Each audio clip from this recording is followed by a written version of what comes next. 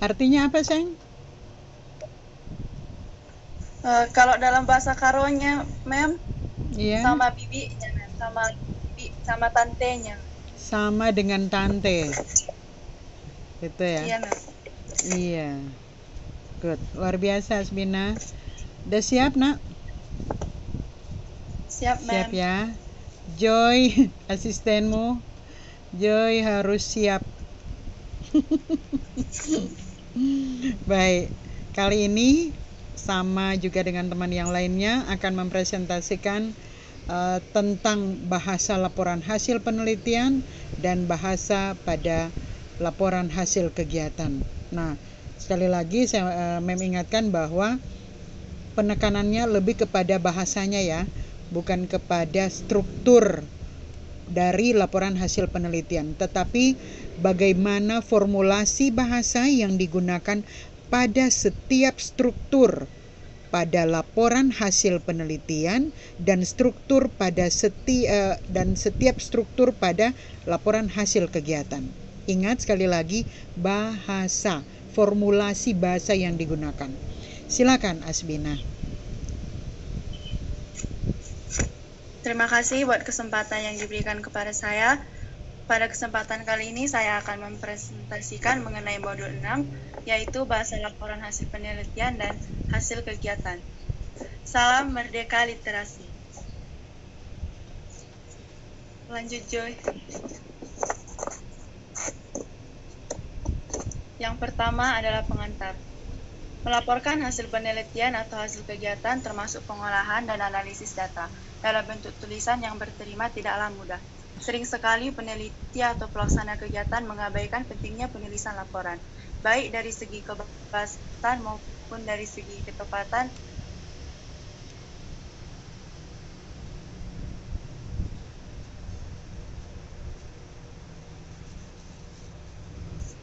B. Model teks laporan. Laporan penelitian dan laporan kegiatan disusun menurut struktur teks tertentu. Struktur teks itu terdiri atas tahapan-tahapan yang direalisasikan oleh genre makro yang sesuai dengan isi dan fungsi tahapan-tahapan tersebut. Lanjut. Tahapan yang pertama adalah abstrak. Abstrak merupakan bagian yang sangat penting dalam laporan penelitian.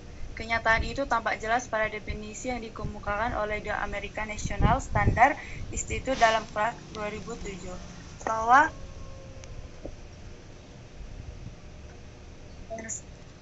abstract is an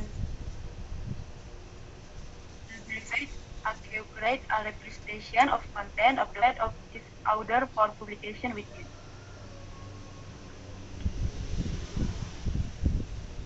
Pada laporan penelitian, laporan adalah genre makro yang berisi atas seluruh penelitian yang dilaporkan. Pada konteks ini, laporan juga disebut ringkasan atau intisari. Abstrak menjadi bagian yang tidak terpisahkan dari laporan itu sendiri secara keseluruhan. Oleh sebab itu, bagian ringkasan abstrak berfungsi secara sosial untuk menjelaskan keseluruhan isi penelitian yang meliputi yang pertama, masalah yang diteliti atau tujuan penelitian. Yang kedua, metodologi penelitian. Yang ketiga, temuan yang dihasilkan dari pembahasan, serta yang keempat, kesimpulan, implikasi, dan atau saran.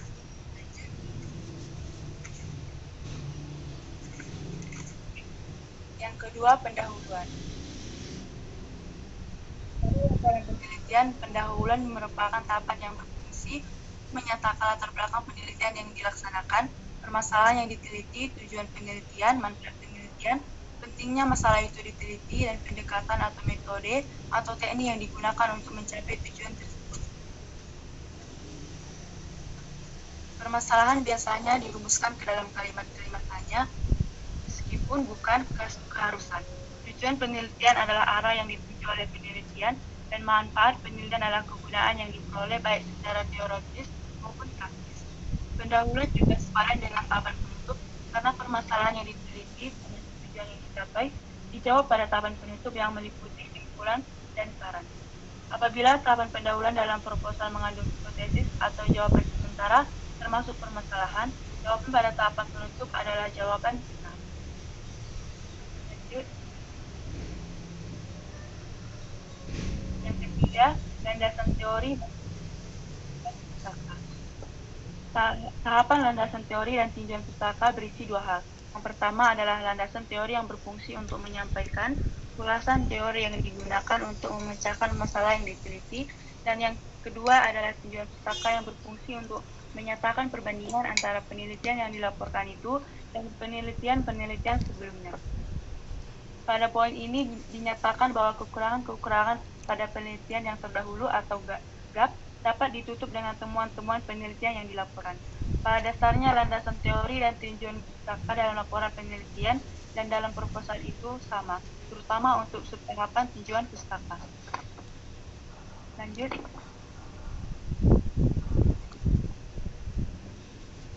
Lanjut, Joy. Yang keempat, metodologi penelitian. Tahapan metodologi penelitian berisi sajian tentang pendekatan, metode, dan teknik penelitian yang diterapkan pada penelitian yang dilaporkan, termasuk langkah-langkah yang ditempuh. Formulasi bahasa pada tahapan metodologi penelitian ditunjukkan bahwa penelitian itu sudah dikerjakan di waktu lampau, sehingga nuansa keakaran yang ditandai oleh pengguna akan diubah menjadi nuansa kelampauan yang ditandai oleh penggunaan telah atau sudah. Penanda waktu lampau yang lain dapat digunakan untuk menggambarkan kegiatan penelitian di waktu lampau. Lanjut. Yang kelima, hasil penelitian dan pembahasan. Tahapan hasil penelitian dan pembahasan terdiri atas dua hal yang berbeda. Hasil penelitian dan pembahasan pada laporan penelitian, kedua hal itu dapat dijadikan satu bab dengan nama hasil penelitian dan pembahasan, atau dijadikan dua bab masing-masing dengan nama hasil penelitian dan pembahasan. Formulasi bahasa pada tahapan hasil penelitian dan pembahasan dapat dikenali dari keputusan pilihan kata dan konstruksi kalimat. Pilihan kata pada tahapan tersebut menunjukkan ciri-ciri tertentu. Bahkan kata-kata yang dipilih pada subtahap hasil penelitian cenderung berbeda dengan kata-kata yang dipilih pada subtahap pembahasan. Hasil penelitian menunjukkan ciri-ciri genre deskripsi dan laporan, sedangkan pilihan kata pada subtahapan pembahasan menunjukkan ciri-ciri genre diskusi dan eksplanasi. Lanjut.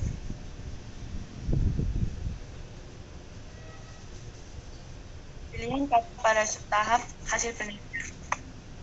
Kita bisa melihat pada gambar untuk menghemat waktu.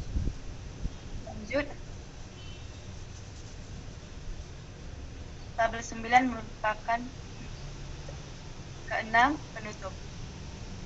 Bab penutup merupakan tahapan terakhir pada struktur laporan penelitian. Tahapan ini biasanya mengandung dua unsur, yaitu simpulan dan saran.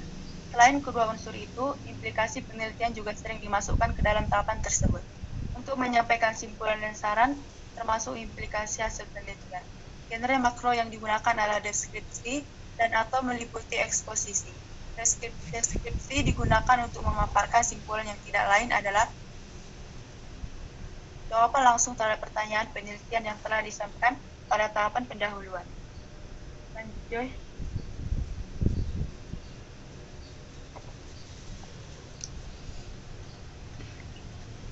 Yang ketujuh, daftar pustaka dan lampiran. Materi yang dapat dimasukkan ke dalam lampiran merupakan yang paling relevan dengan penelitian antara lain. Yang pertama, transkrip data peneliti, data-data yang pada bab 4 dan pada bab 5. Biasanya hanya berupa contoh. Data-data secara keseluruhan tidak pada lampiran.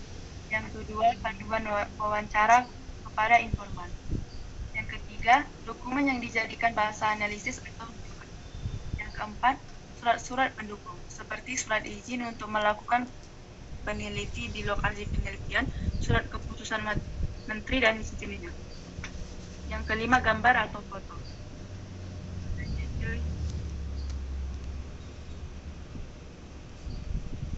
B. Teks laporan kegiatan.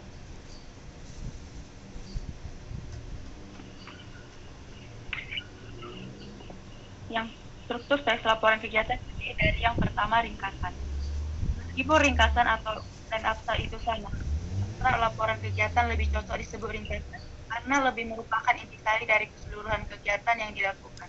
Ringkasan laporan kegiatan mengandung unsur-unsur. Yang pertama, tujuan kegiatan. Yang kedua, deskripsi kegiatan. Yang ketiga, pelaksanaan kegiatan. Serta yang keempat adalah syarat. Lanjut.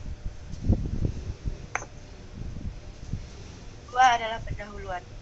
Tahapan pendahuluan pada laporan kegiatan berfungsi untuk menyampaikan latar belakang kegiatan yang telah dilaksanakan, gambaran tentang jenis dan bentuk kegiatan, tujuan, manfaat, serta strategi untuk melaksanakan kegiatan tersebut. Genre yang digunakan berupa deskripsi dan atau meliputi eksposisi. Yang ketiga, deskripsi kegiatan. Tahapan deskripsi kegiatan berisi paparan tentang nama kegiatan, lokasi kegiatan, waktu kegiatan, dan pelaksanaan kegiatan. Nama kegiatan yaitu kegiatan yang dilaksanakan itu sendiri.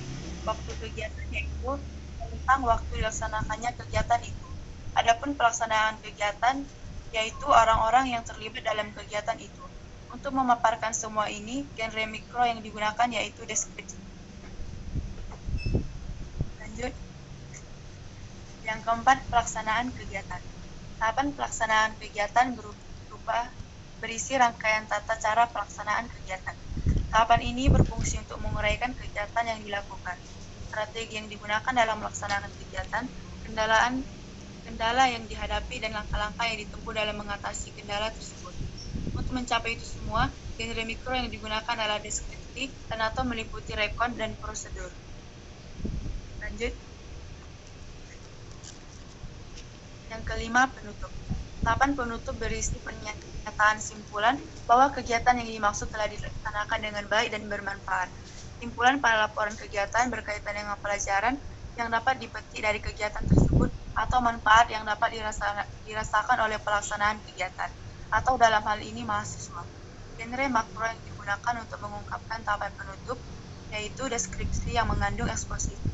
Adapun formulasi bahasa pada tahapan saran terlihat pada penggunaan kata saran itu sendiri dan pada penggunaan kata perlu. Lanjut.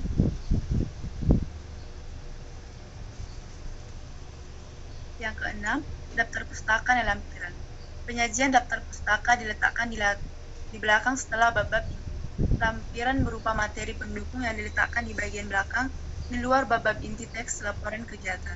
Materi yang dapat dimasukkan ke dalam lampiran pada laporan kegiatan antara lain, yang pertama, dokumen yang dijadikan bahan rujukan penulisan laporan kegiatan. Yang kedua, surat-surat pendukung seperti surat izin untuk melakukan kegiatan di lokasi, misalnya praktek kerja, pentas seni, dan lokarya, surat tugas, dan sejenisnya.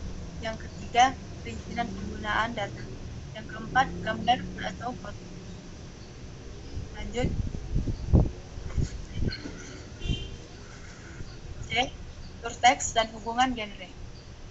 Yang pertama, pada laporan penelitian. Laporan penelitian yang lengkap menurut Patrick dan File 2007 mengandung unsur-unsur sebagai berikut. Yang pertama, pembimbing untuk skripsi, tesis, dan disertasi. Yang ketiga, kata pengantar, halaman deklarasi atau pernyataan bahwa isi penelitian itu orisinal. Yang keempat, daftar isi. Yang kelima, daftar tabel dan daftar gambar. Yang keenam, abstrak. Yang ketujuh, bab 1 atau pendahuluan. Kedelapan, bab 2 atau ulasan teori dan tinjauan pustaka. Yang kesembilan, bab 3 atau metodologi penelitian. Yang ke-10, bab 4 atau hasil penelitian dan pembahasan. Yang ke-11, bab 5 atau penutup, kesimpulan, saran, dan implikasi. Yang ke-12, daftar pustaka, dan yang ke-13, lampiran. Lanjut.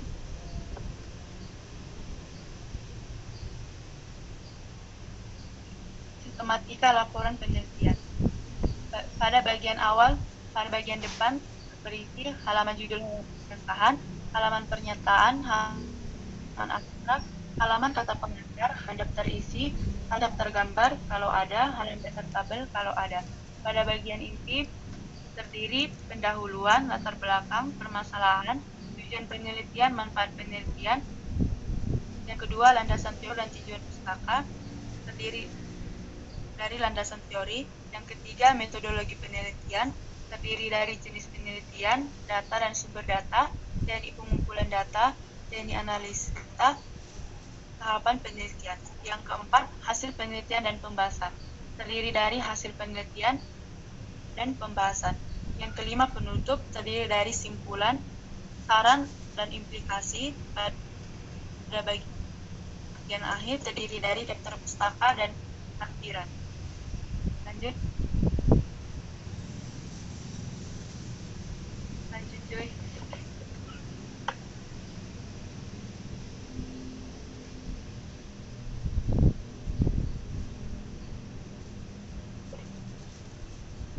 Yang kedua, laporan kegiatan. Unsur inti dapat dirangkum ke dalam struktur teks laporan kegiatan dengan urutan kegiatan, pendahuluan, deskripsi kegiatan, pelaksanaan kegiatan, dan penutup. Seperti yang disajikan berikut, struktur DAS terdiri atas tahapan-tahapan tertentu itu direalisasikan oleh General Mikro sesuai dengan isi dan fungsi retoris masing-masing. Pada dasarnya, tabel tersebut merupakan simpulan dari hasil penelusuran dan analisis terhadap unsur-unsur inti dan dari laporan kegiatan di atas yang dinyatakan dengan tahapan-tahapan yang diwadahi dalam struktur DAS. Lanjut.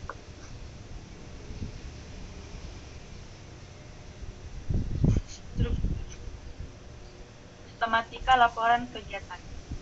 Pada bagian depan terdiri dari halaman judul, halaman pengesahan, halaman pernyataan kalau ada, halaman ringkasan, halaman kata pengantar, halaman daftar isi, halaman daftar gambar kalau ada, dalam daftar halaman daftar tabel kalau ada. Pada bagian inti terdiri dari pendahuluan, latar belakang kegiatan, objek kegiatan, dan strategi pelaksanaan, tujuan kegiatan.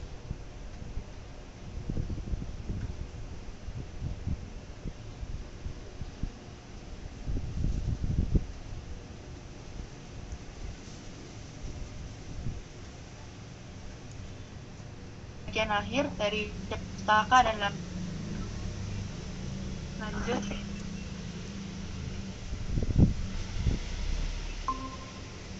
Rangkuman.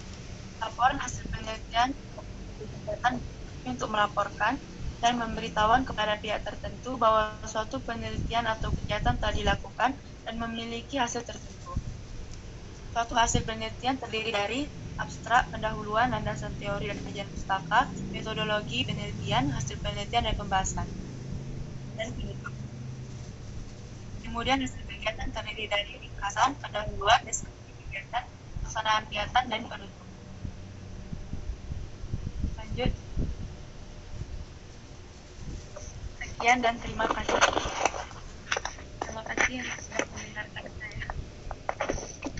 Iya, baik. Terima kasih. Jadi ini sudah dibantu oleh Joy. Hari ini Joy merupakan asisten khusus ya, kelas matematika. Asbina, terima kasih Asbina.